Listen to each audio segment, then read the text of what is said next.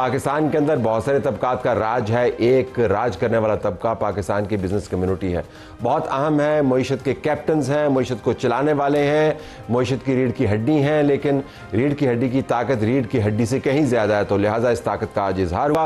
उनके बहुत सारे एतराज़ात थे, उनके मामलात थे जो ख़राब हो रहे थे। आज उनकी एक मीटिंग हुई जिसके अंदर वज़ीर ख़जाना भी मौजूद थे, उनके नुमाइंदगान भी मौजूद थे, और उस मीटिंग के बाद कुछ मामला तय हुए। इस मीटिंग के ऊपर हम फोकस करेंगे। तो हमारे पास जावेद बुलवानी साहब, सदर Karachi chamber of commerce and industry मौजूद होंगे। हमारे पास मियाँ अबूज़र शाद साहब, सदर Lahore chamber of commerce industry मौजूद होंगे, और खुर्रम शहजाद जो रिप्रेजेंट कर रहे हैं वज़ीर ख़जाना के मुशीर के तौर पर वो भी मौजूद होंगे, जो स्टूडियो में आ चुके मेहमान, उनका बहुत बहुत शुक्रिया। इसी प्रोग्राम में नाज़रीन इशू रेज़ करेंगे जमशेद दस्ती की जाली डिग्री का।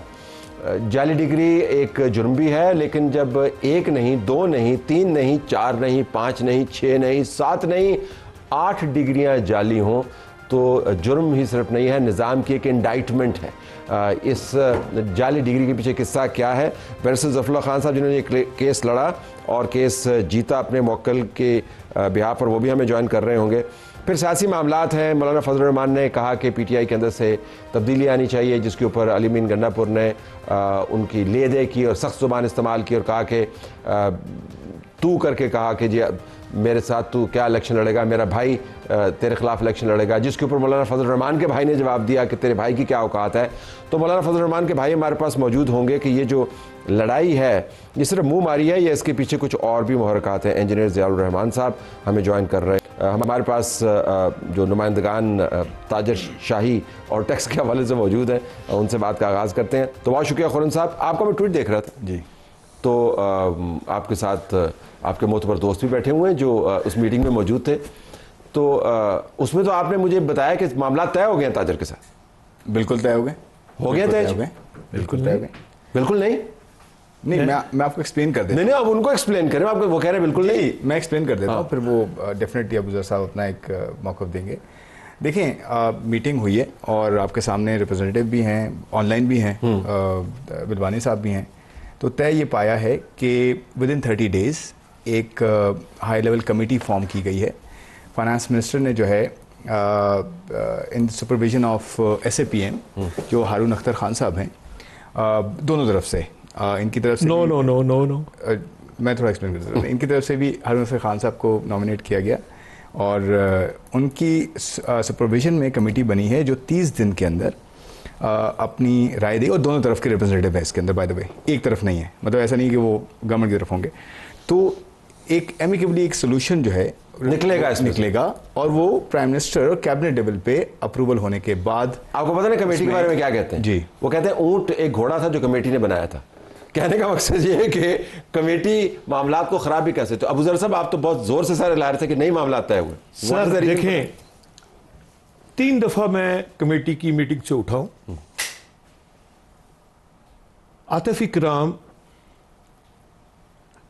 प्रेसिडेंट जरूर है, मगर वो सिर्फ हुकूमत की ज़ुबान बोलता है, वो अवाम की ज़ुबान नहीं बोलता।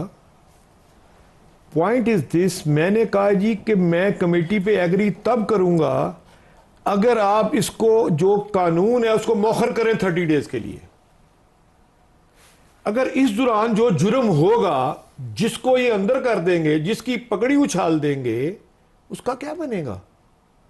इसको मौखर का लफ्ज लिखा जाए तो मैं भी कमेटी का मेंबर हूं। अगर इन्होंने मौखर का लफ्ज ना लिखा गवर्नमेंट ने, तो मैं इसका हिस्सा नहीं हूं।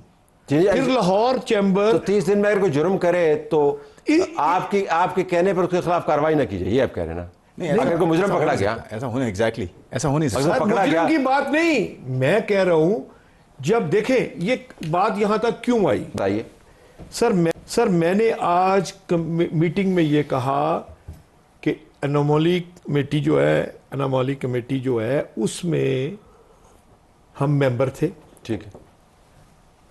2 बजे से लेकर रात 8 बजे तक मेंबर पॉलिसी आई ही नहीं।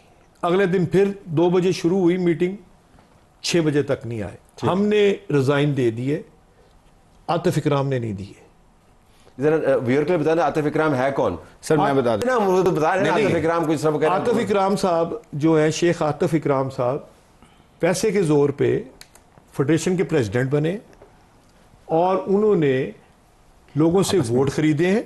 आप अपनी फेडरेशन की ऐसी की तैसी कर आप मैं ऐसी की तैसी नहीं कर रहा, 77 साल से ये हो रहा है। नहीं वो तो देखो अफजल साहब, you know what he will say now, he can say, he wouldn't say, he will say कि फ्रैंकली आपकी फेडरेशन अगर इस तरह की है तो हम क्यों नेगोशिएट कर रहे हैं आपके साथ भाई?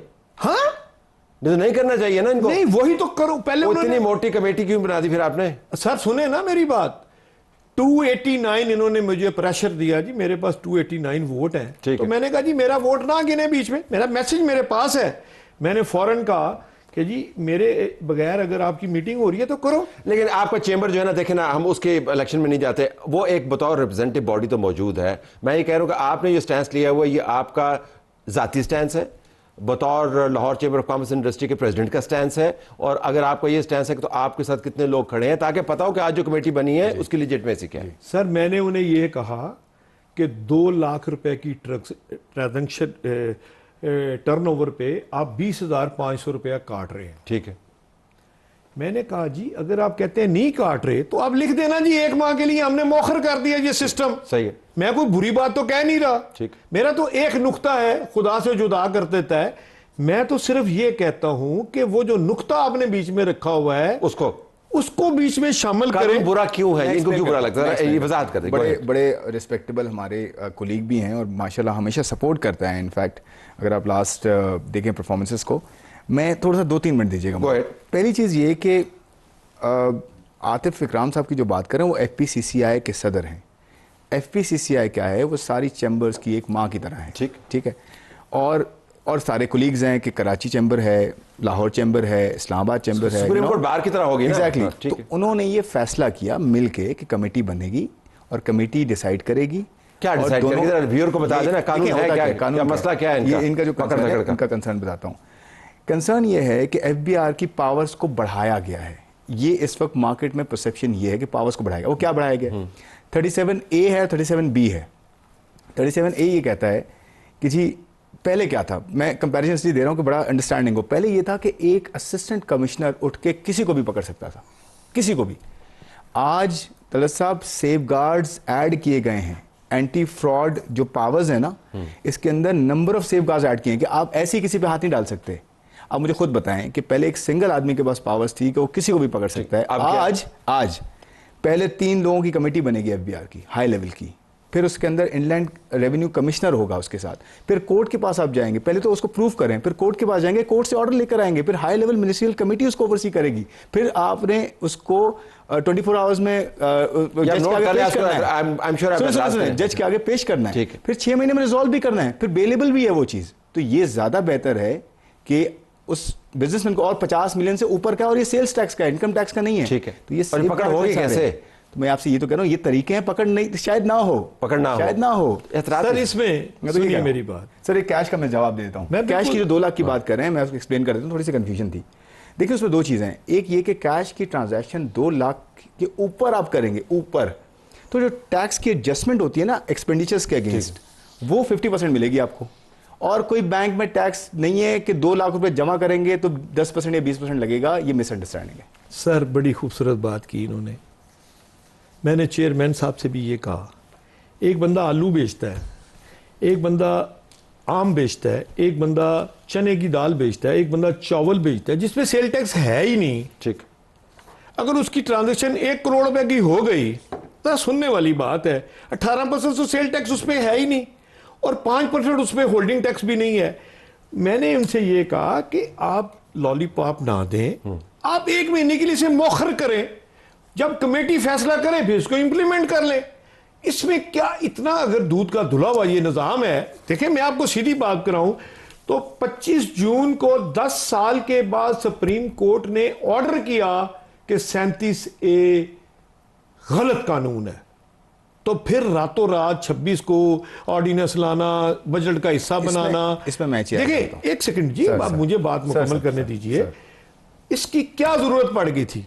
इसका मतलब कि सुप्रीम कोर्ट से ये ज्यादा अक्लमंद है। नहीं, हुआ यह होगा ना अबूजर साहब कि उन्होंने देखा होगा कि आपका तबका जो है उसका रिहाइश, प्रॉफिट्स वो किसी और तरफ जा रहे हैं, टैक्स का स्केल किसी और तरफ जा रहा है। सर मैं तो अभी आपको इसका जवाब दे देता हूं। Sir 10 crore 53 lakh account holder है 55 बैंकों में। स्टेट बैंक की वेबसाइट पे जाके चेक कर लें। ठीक है।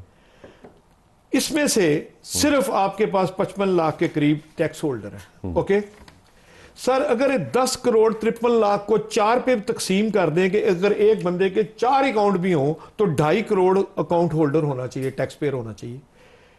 और 2 करोड़ टैक्स पेयर तो आपकी फिंगर पे पड़ा है, आप वो क्यों नहीं उठा रहे? आपने होलसेल सेक्टर, रिटेल सेक्टर, बरामदी शोबे के जो हमारे पास टैक्स हैं रिटर्न्स और उसके ऊपर जो पैसा बनता है, होलसेल सेक्टर 22 अरब 36 करोड़ रफली, रिटेल सेक्टर 33 अरब 30 करोड़ रफली, बरामदी शोबे के 96 अरब 36 करोड़ रफली। आपको पता है, और उसके ऊपर देखें आपकी ताकत ये है, आपकी ताकत है ये कि आपने हिला के रख दिया, आपने कमेटियां बनवा दी, कमेटी में कोई ऐसा सियासी नुमाइंदा नहीं जो आपने छोड़ा नहीं हो। और आपको पता है हम जैसे तनख्वाहदार जो 400 अरब देते हैं, बिल्कुल हमारे वास्ते तो कोई कमेटी बना दिया करें यार। ठीक है, 560 सॉरी, तो 560 अरब देने वालों के लिए कमेटियां आपके लिए क्यों बनती है? बहुत अच्छी बात है जी, कमेटी नहीं बननी चाहिए। इनको नाफज करके देख लें, रिजल्ट आपके सामने आ जाएगा। 1000 अरब रुपए की आप कैपेसिटी चार्जेस दे रहे हैं आईपीपी से, उस पर कोई कमेटी क्यों नहीं बनी? 24,000 अरब रुपया अभी तक आप आईपीपी को दे। अब आप गोल पोस्ट चेंज, आप मुझे इसका जवाब दें कि आप जितना प्रॉफिट बनाते हैं क्या आप उतना टैक्स देते हैं? नहीं, कुल्ली तौर पे। सर मैं आपको एक अर्ज करूं, काली भेड़ें जो हैं उनको पकड़ो। 10 करोड़ 53 लाख की आप क्यों नहीं पकड़ रहे? ये उन्हीं के लिए बना है ना सर, उन्हीं के लिए तो कहा है कि अभी इससे बेशुमार लोग जो टैक्स पेयर हैं वो अफेक्टिव हो रहे हैं। सर आप मुझे एक बात बताएं ना, मैं थोड़ा सा ऐड करना चाहता हूं। सर ये जरा इनके मैं एक और चीज़ जवाब देता हूँ। फाइनेंस मिनिस्टर साहब ने कमेटी में बड़ा कैटेगोरिकली अबू ज़र साहब की जो है बात को एक्सेप्ट किया, एक्नॉलेज किया कि आपने बिल्कुल सही कहा, एनॉमली कमेटी में हम उस तरह से नहीं कर सके जो हम करना चाहते थे। उसकी वजह क्या है? देखिए बजट में फर्स्ट टाइम ऐसा हुआ है। आपको पता है ना कि सेनेट की कमेटी जो स्टैंडिंग कमेटी होती है फाइनेंस की, वो बजट को जो है वो क्लॉज बाय क्लॉज देखती थी पहले और उसको अप्रूव करती थी या चेंजेस करती थी उसमें। इस मरतबा नेशनल असेंबली की भी स्टैंडिंग कमेटी ने ये किया है। तो सुबह से हम शुरू होते थे और रात तक जाते थे और पूरी रात हम चेंजेस में लगाते थे। आपके फाइनेंस मिनिस्टर जी हमें इंटरव्यू नहीं देते, हमें इस बार मुझे नहीं इंटरव्यू नहीं देते, और हम बतौर नुमाइंदा मिडिल क्लासेस 560 अरब जो है वो टैक्स देते हैं। ये हमसे कहीं 1/4 टैक्स देते हैं। इनके लिए आप कमेटियां बनाते हैं, क्यों? अब देखें, आप खुद देख सकते हैं कि मैं देख रहा हूं ना, तभी तो पूछ रहा हूं। जी तभी तो पूछ रहा हूं। कहने का मतलब ये कि हम चाहते ही ये मुनज़्ज़म ज्यादा है, इनकी ताकत ज्यादा है, इनको नुमाइंदगान बैठे हुए हैं क्या? देखिए बात ये कि बिजनेस कम्युनिटी तो रन करती है ना इकोनॉमी को। वी रन करती है, वी पे टैक्स पेयर। बिल्कुल सही कह रहे हैं आप, बिल्कुल एग्री करता हूं। मैं ये कहना चाह रहा हूं कि business community, private sector, economy जब दिल करता है चीनी इंपोर्ट कर लेते हैं, जब दिल करता है चीनी एक्सपोर्ट। अब जरा सब ये होता है ना, सही बात। इसका क्या जवाब है आपके पास? इतनी ताकत है आपके पास, फिर भी आप नाराज रहते हैं। मुझे समझ नहीं आती आप नाराज क्यों रहते हैं? सर सुनिए, खुश रहा करें, सुनिए, इतनी छूट मुझे मिले मैं तो चलांगे मत। सर 100 रुपए की चीज है, 18 रुपए सेल टैक्स दे दिया, 5 रुपए उस पर हमने होल्डिंग टैक्स दे दिया, 123 रुपए बन गए, 7 रुपए हमारा प्रॉफिट हुआ, 130। सारा बर्डन आपने कंज्यूमर पर डाला, कौन सा अपने जेब से दिया आपने? नहीं है भाई, जरा बात तो सुने। मैं सवाल पूछ रहा हूं ना आपसे, आप पहले बात तो पूरी मुकम्मल करें। कीजिए। आप अगर इतने दूध के धुले हुए हैं, 15,000 पेट्रोल पंप हैं इस वक्त पाकिस्तान में, क्योंकि वहां पे ईरानी पेट्रोल बिकता है और बिल का 30% वहां से आपका जाया होता है हर साल। किसी एक पे कैमरा लगाए आपका, देखा ना, आसान सा काम है ना। मैं कह रहा हूं ना, वो तो आप नहीं पूछते। दूसरी बात, आप 10x10 की दुकान पे कैमरा लगा रहे हैं और 15,000 पेट्रोल पंप, जहां पे एवरेज एक पेट्रोल पंप की सेल कम से कम 50 लाख से कम ऑलरेडी हेवीली टैक्स्ड है। आई थिंक पीडीएल है उसके ऊपर से। वही तो मैं सारे हैं ना सर। सर सुनिए तो सही ना, वहां पे जो ईरानी तेल आके 30% बिक रहा है, किसका बिक रहा है? हम तो मैं इस पे आपके साथ हूं। हाँ, मैं चाहता तो हूं, फिर मैं ये चाहता हूं कि 10 की दुकान दोनों म्यूचुअली एक्सक्लूसिव सुनिए ना। मैं तो कह रहा हूं कि 10 करोड़ 53 लाख अकाउंट होल्डर है, इनको टैक्स नंबर जारी करो। ये हुकूमत ने करना, मैंने करना है। सर लेकिन बात ये, इस तरह तो मैं 50 चीजें खोल के रख सकता हूं ना। ये तो म्यूचुअली एक्सक्लूसिव तो नहीं है ना चीजें, कि वो करें ये ना करें, ऐसा तो नहीं हो सकता। यार मैं कब कहता हूं ना करें? मतलब सर ये- आपने कमेटी बनाई है, इसको एक माह के लिए मौखर करके कमेटी का फैसला ले लो। क्यों मौखर करते हैं? मेरे लिए तो मौखर नहीं करते हैं। मेरे लिए तो वही है। देखिए, वजन क्या है? क्या मुझे बताइए कि हम जैसे लोगों के लिए भी यही मल्टी लेयर्ड अब सिस्टम है कि सर, जिसके अंदर बिल्कुल। 3-4 सेफ गार्ड्स होंगे, हमें तो तलब कर लेते हैं। सर देखें, आप पे तो बराह है रास्त। नहीं ना, क्योंकि सैलरी क्लास पे तो ये सेफ गार्ड्स ऑलरेडी, मतलब आपसे तो हम एट सोर्स ले लेते हैं। कौन से सेफ गार्ड्स हैं? हम तो मैं बताऊं एट सोर्स ले लेते हैं, तो आपको तो नहीं, मतलब आप तो ऑलरेडी पिसे हुए हैं ना, मतलब हम तो सारे। चल खैर, ज़्यादा ये एग्जाम्पल नहीं देनी चाहिए। लिविंग दैट असाइड, सो अब आप मुझे बताएं कि कमेटी से आप मुतमईन नहीं है, आप एहतजाज करें, क्या करेंगे? सर मैं अर्ज कर रहा हूं, कमेटी अगर ये कह दे कि एक माह के लिए हमने मौखर किया है तो हम हुकूमत के साथ हैं। सर मैं एग्जांपल दे रहा हूँ ना इसके, बिल्कुल मैं इनका जवाब दे रहा हूँ, बिल्कुल ये सही कह रहे हैं। देखें, एक तो सैलरी क्लास का ये कि वो डायरेक्शन ऑफ ट्रैवल तो शुरू हो गया, हमने थोड़ा कम करना शुरू कर दिया, ये अच्छी बात है, ये कभी हुआ नहीं पाकिस्तान में रिसेंटली एटलीस्ट। ये जो कह रहे हैं ना कि भाई मौखर कर देते हैं, सर देखें आपको ये पता है हम IMF प्रोग्राम में, ठीक है, IMF के साथ जिस तरह हम डील करते हैं, जो हमने ट्रस्ट लेवल पिछले 30 सालों में माशाल्लाह से अपना जो बरकरार रखा है, जिसके बाद अब वो हमें फ्रंट लोड प्रोग्राम देते हैं। पहले तो देते थे कि यार पैसे ले लें फिर काम कर लें, मसला नहीं चीनी के मामले पे आपने IMF का बड़ा लिहाज किया वैसे? नहीं, देखें मैं इसका जवाब देता हूँ ना आपको कि देखें, अगर IMF के साथ हम आज जाके अनाउंस करें कि जी नहीं मौखर